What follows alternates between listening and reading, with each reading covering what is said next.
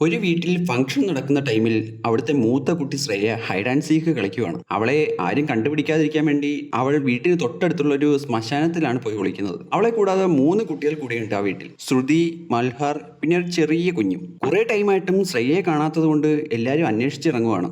പക്ഷേ അവളെ കണ്ടു കിട്ടൂല. പിറ്റേന്ന് രാവിലെ ആ ശ്മശാനത്തിൽ നിന്ന് അവളുടെ ബോഡി കിട്ടും. ആരോ പാറക്കല്ല് വെച്ച് തലയ്ക്ക് അടിച്ചു കൊന്നിരിക്കുകയാണ്. പോലീസ് വന്ന് അന്വേഷണം സ്റ്റാർട്ട് ചെയ്യും. 3 പേരാണ് സസ്പെക്ട് ലിസ്റ്റിലുള്ളത്. ഒന്ന് നെയ്ബറായ ആന്റണി.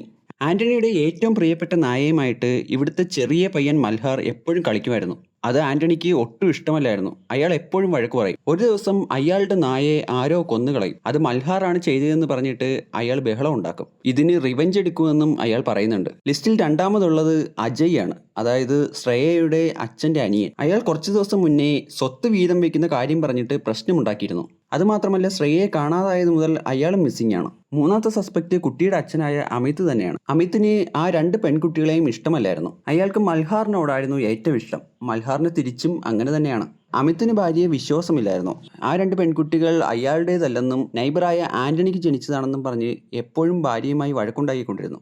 പോലീസ് ആദ്യം തന്നെ കാണാതായ അജയിനെ കണ്ടുപിടിക്കും. എന്നിട്ട് അജയിനെയും ആന്റണീനെയും ചോദ്യം ചെയ്യും. അപ്പോൾ അജയുടെ കാമുകി സ്റ്റേഷനിലേക്ക് വന്നിട്ട് കുട്ടിയെ കാണാതായ ടൈമിൽ അവൻ അവളുടെ കൂടെ ഉണ്ടായിരുന്നു എന്ന് പറയും. ആന്റണി ആണെങ്കിൽ അന്ന് സെമിത്തേരിയിൽ വെച്ച് ശ്രേയയെ കണ്ടിരുന്നു എന്നും അവളോട് സംസാരിച്ചതിന് ശേഷം അയാൾ ടൗണിലേക്ക് പോയി എന്നും പോലീസിനോട് പറയും. പോലീസ് 2 പേരെയും വിട്ടയക്കും. കുറച്ചു ദിവസം കഴിയുമ്പോൾ ശ്രേയയുടെ അമ്മ രാവിലെ എണീറ്റ് കാണുന്നത് അവരുടെ രണ്ടാമത്തെ കുട്ടി ശ്രുതി മുകളിൽ നിന്ന് വീണ് മരിച്ചു കിടക്കുന്നതാണ്.